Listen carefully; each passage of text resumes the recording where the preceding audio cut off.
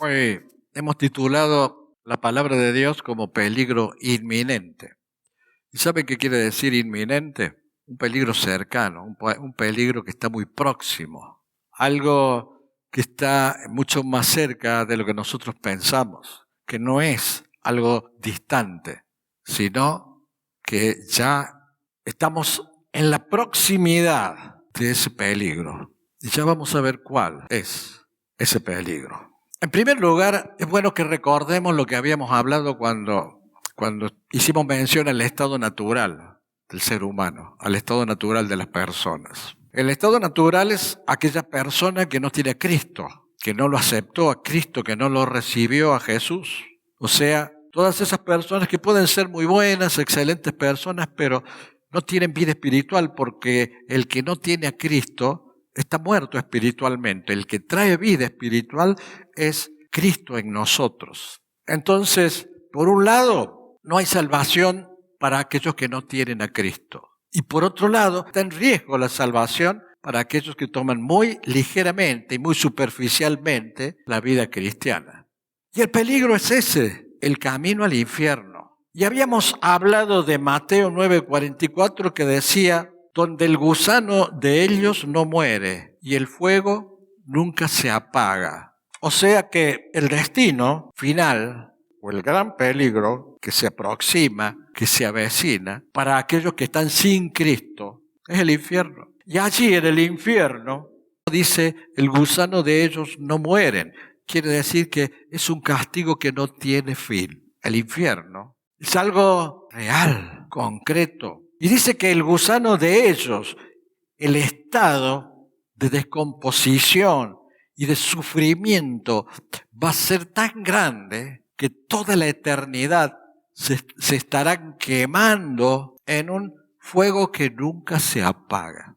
O sea que el infierno es un lugar de sufrimiento, un lugar de dolor permanente. No es que el ser humano, si no va al cielo, queda muerto. No. O vamos al cielo y vivimos eternamente junto a Dios, o el que no aceptó a Cristo, el que no vivió en Cristo, va a esa eternidad de dolor y de sufrimiento. Dios nos libre, o mejor dicho, ya nos libró. Gracias a Jesucristo nos libró. Está en nosotros aceptar la vida que Él nos ofreció. Porque el infierno es caer en la peor condición que puede estar un ser humano. Entonces, ante esa posibilidad, dijimos que el carcelero quedó preocupado ante Pablo y Silas y les dijo: ¿qué puedo hacer para ser salvo? Y Pablo le contestó: cree en el Señor Jesucristo y serás salvo tú y tu casa. Ahora quiero enfatizar algo que no es teórico, algo que no es una ficción. Creer significa el arrepentimiento. El arrepentimiento de haber vivido sin Cristo. Y porque estamos arrepentidos por haber vivido sin Cristo, anhelamos, deseamos una nueva vida en Él. Eso es una auténtica conversión. No solo que buscamos a Cristo, sino que despreciamos la vieja vida que hemos tenido sin Él.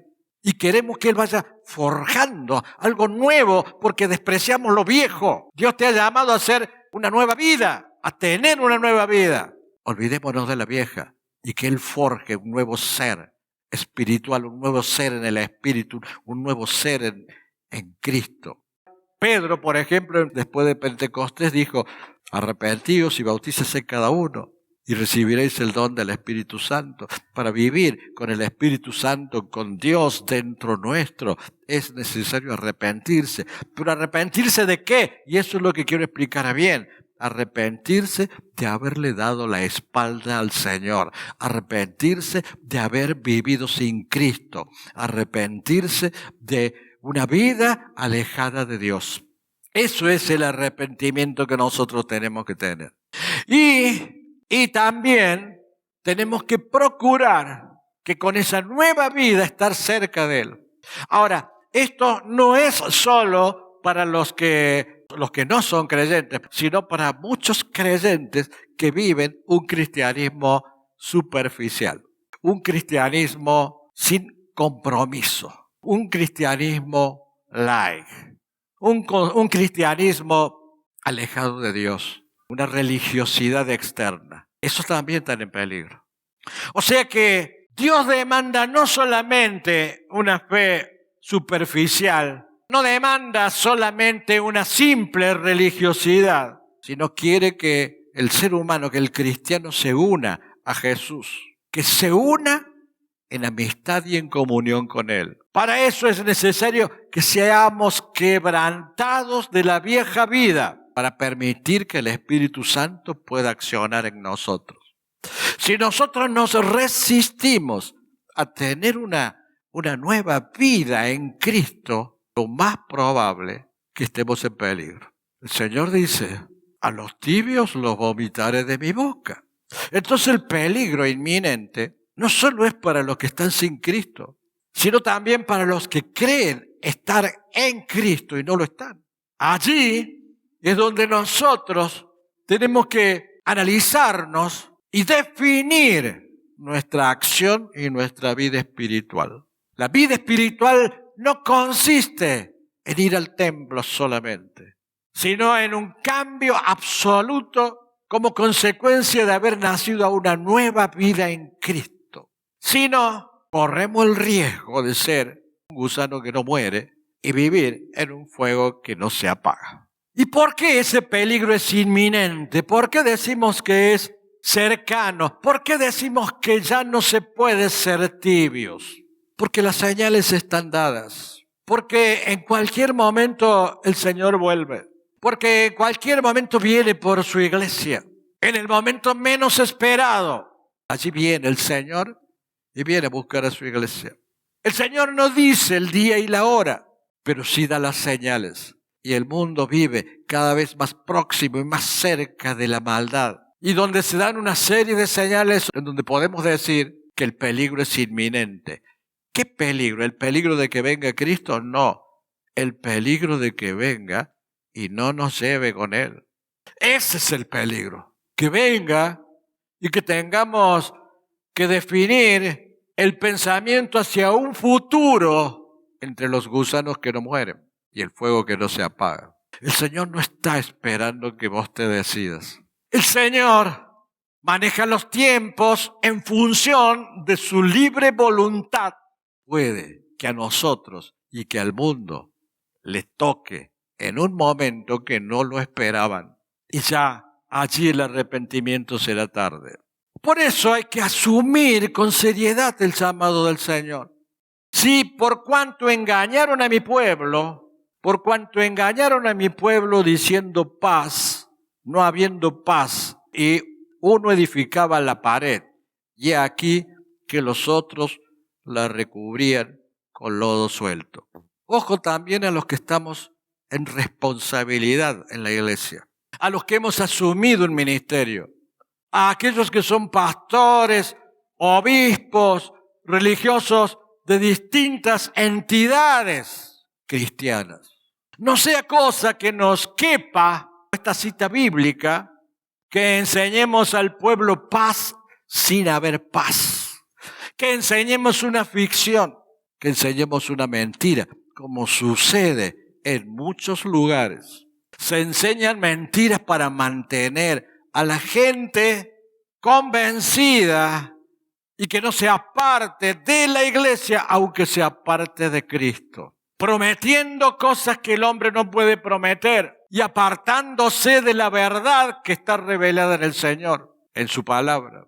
Muchos que son pastores y muchos que son obispos deberán rendirle cuenta al Señor respecto de lo que han enseñado y lo que han predicado y lo que han transmitido y los intereses que han defendido. Porque dice, engañaron a mi pueblo. Es decir, se está refiriendo a los falsos profetas, a los que tienen un mensaje que es atractivo, un mensaje seductor, que proclaman paz y no hay paz, porque donde no hay vida, no hay paz. Y donde no está Cristo, no hay vida. Aquellos que proclaman prosperidad y optimismo y no llaman al arrepentimiento. Tengo la certeza de que Dios nos va a prosperar y tengo la certeza que Dios nos va a permitir vivir una vida con esperanza y optimismo. Pero por añadidura, en la medida que yo esté en Él, con el arrepentimiento de la vieja vida y haya nacido a la vida en Cristo. Si no, es prometer una añadidura que no llega. Dice, engañaron a mi pueblo. ¿Quién es mi pueblo? Los que son engañados. ¿Cuántas iglesias, cuántos predicadores hay que engañan a la gente por beneficio propio o intereses particulares o sectoriales? Cuando la esencia de la vida cristiana es el arrepentimiento, es vivir en Cristo. ¿Cuántos hay religiosos que buscan el favor de la gente y de las autoridades y de los políticos? Eso es hacerse cómplice de la maldad. Claro, predicar la verdad no es fácil. Decirle la verdad a un hermano que viene en consulta no es fácil, porque no todos aceptan que se les diga la verdad. Hay mucha gente que prefiere vivir en el engaño con tal que no le saquen de esa ficción aparente, de paz aparente, pero que lo lleva al infierno. Hermano, si yo no le hago ver su error como ministro del Señor, como siervo de Dios, o los siervos del Señor no le hacen ver su error, no lo llaman al arrepentimiento, no le enseñan a aquello a lo cual Cristo nos ha convocado, le está mintiendo. Porque creer en Dios es aceptar que debemos arrepentirnos de la vieja vida. Y dice que uno edificaba la pared y aquí que los otros la recubrían con lodo suelto. Esto significa que predicadores, pastores que externamente predican lindo, pero sin poder de cambio, sin llamar al cambio de vida. O sea, construyen una pared con materiales débiles y solo eso es una ilusión pasajera. Es construirla con material y recubrirla con lodo suelto. Y Jeremías 6:14 dice, y curan la herida de mi pueblo con liviandad, diciendo paz, paz, y no hay paz. Si no hay vida, no hay paz. Y la vida es Jesucristo. Y Jesucristo viene a través del arrepentimiento, a través del cambio de vida. ¿Y cuántos hay? ¿Cuántas iglesias a través de todos los tiempos? Pastores y cuántos supuestos siervos de Dios curan la herida del pueblo con liviandad, diciendo paz, paz, y no hay paz.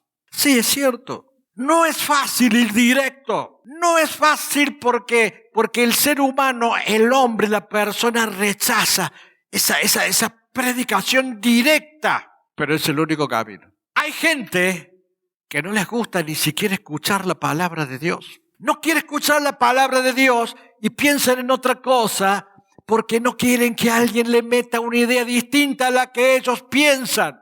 Y nosotros no tenemos que tratar de meter ninguna idea. Solamente procurar o proclamar lo que Dios dice, después cada uno decide. Hay gente que hasta decide rechazarlo, no oírlo. El que no oye se aburre, se cansa. ¿Cuándo terminará? Se han aburrido o les ha dolido escuchar tantas verdades que nos dice la palabra de Dios. Pero para eso estamos, hermanos. Esa es nuestra misión. Si no, no sirve. Si no, no sirve. Para que nosotros no nos demos cuenta, no tengamos presente la necesidad de ese nuevo nacimiento. No sirve. ¿Y cuál es el peligro? El peligro es ese infierno en donde el gusano no muere y el fuego no se apaga. Cada uno decide. ¿No te gusta que te clamen y que te proclamen la verdad tan directamente? Lo lamento. Es por tu bien.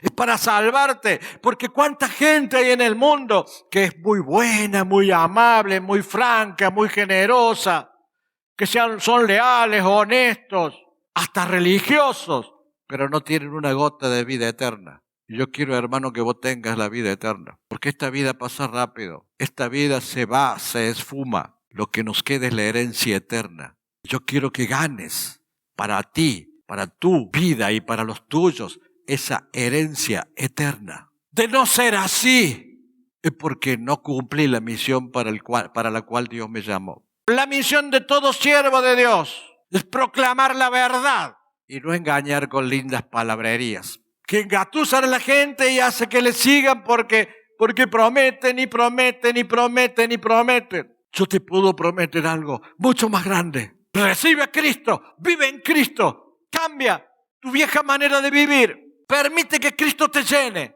y todas las demás cosas vienen por añadidura, serán añadidas. Todo esto suena duro, suena severo, pero es la verdad, pero es la verdad. Una verdad que si no te la digo yo, la vas a descubrir más adelante.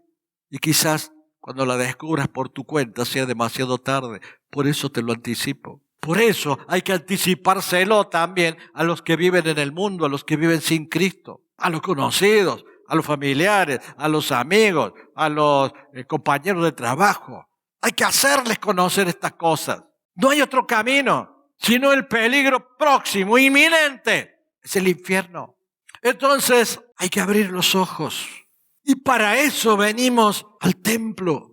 Para que con la palabra de Dios te abran los ojos y te hagan ver la dimensión tremenda que tiene la bendición de haber sido llamado por Jesús para ser salvo, para recibir la salvación que Él te dio. Para vivir con gozo de saber que estaremos una eternidad con Él. Entonces hay que ver siempre más allá y hay que ver el final de todas las cosas. Y el final de todas las cosas puede ser hermoso o terrible. De acuerdo a nuestra decisión, de acuerdo a la decisión que nosotros hagamos conocer a aquellos que viven sin Cristo.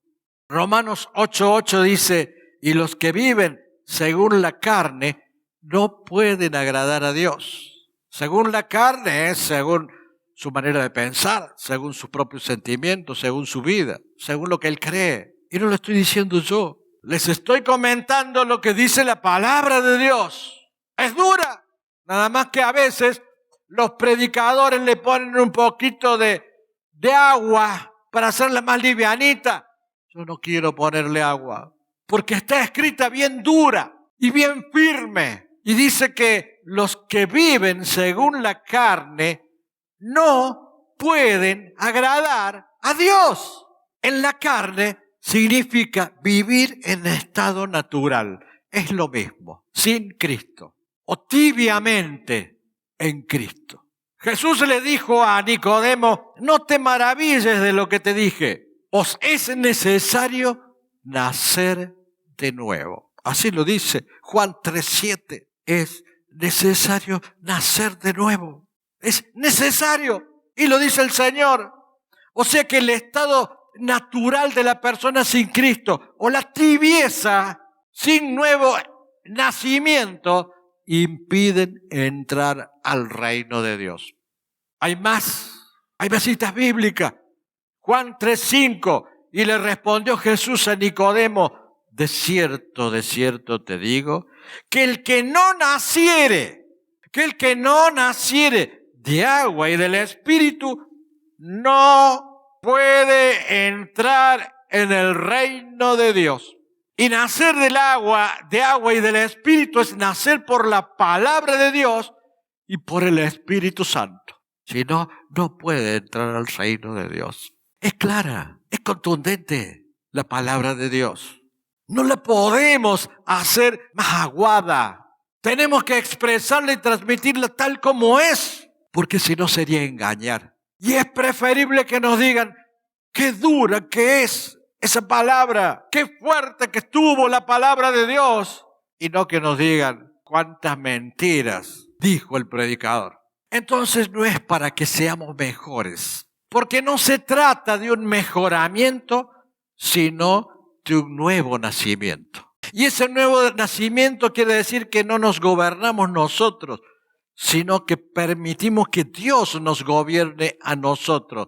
Pasamos a ser dependientes de Dios y no independientes de hacer lo que nosotros queremos. El mundo quiere hacer lo que el mundo quiere. Por eso es independiente de Dios. Pero Dios quiere que dependamos de Él a través de una nueva vida en Cristo. Porque Juan 3:6 dice, lo que es nacido de la carne, carne es. La carne para nada aprovecha. Juan 6:63. Los que viven según la carne no pueden agradar a Dios. Romanos 8:8. Y la buena noticia de todo esto es que cuando nosotros despertamos, cuando nosotros hemos decidido abordar ese camino, transitar por esa senda de progreso espiritual y de crecimiento, que no nos conformamos con decir, bueno, todos somos pecadores, como una excusa para seguir siendo o viviendo en la carne. Cuando hemos decidido tomar esa decisión personal a la cual nos llama la palabra de Dios cuando dice que es necesario nacer de nuevo, viviremos en la gloria de Dios y en la presencia de Dios en forma permanente. Cuando nosotros hacemos como Juan 3:14, y como Moisés levantó la serpiente en el desierto, así es necesario que el Hijo del Hombre sea levantado, para que todo aquel que en Él cree no se pierda, mas tenga vida eterna. El único remedio es reconocer nuestra ruina. El único remedio es quebrantar nuestra naturaleza humana. El único remedio es dejar de lado esa naturaleza cansada, cargada y agobiada, e ir a aquel que está dispuesto a liberarnos de toda esa carga. Jesús murió para traer el perdón. Jesús murió para traer vida. Él bebió la copa de la ira para que nosotros podamos beber la copa de la salvación. La buena noticia es que Jesús, como resucitó, también Él nos va a resucitar. Y saben una cosa, que si el diablo le molesta que prediquemos la verdad, es porque eso es lo que hay que predicar. Si el diablo se enoja cuando nosotros transmitimos lo que dice la palabra de Dios con toda la firmeza y como una verdad absoluta de Dios, el diablo se enoja. Al diablo no le molestan las iglesias, al diablo no le molestan los predicadores, al diablo no le molestan que sirvamos a Dios. Al diablo lo que le molesta es que prediquemos la verdad de Dios, la profunda verdad de Dios. Al diablo le molesta una iglesia que busca a Cristo y que predica la verdad. Eso le molesta al diablo. Tenemos que creer en el Señor. Esa es la buena noticia para tener vida eterna, para tener el sello del Espíritu Santo y las arras de la herencia. Arras significa la garantía del cumplimiento de su amor y de su promesa. Lo que nosotros podemos aspirar a no ser cristianos superficiales, a ser cristianos de verdad, auténticamente cristianos, en donde nuestra prioridad sea Dios. Aunque se enoje el diablo, que nuestra prioridad siempre sea el Señor. Que Dios nos bendiga.